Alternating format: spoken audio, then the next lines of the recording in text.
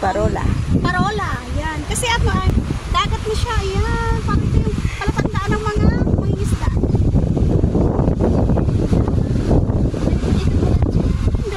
Sila yan, simula sa bundok, papunta ng dagat.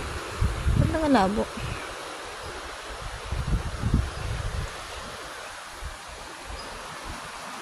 Dito kami,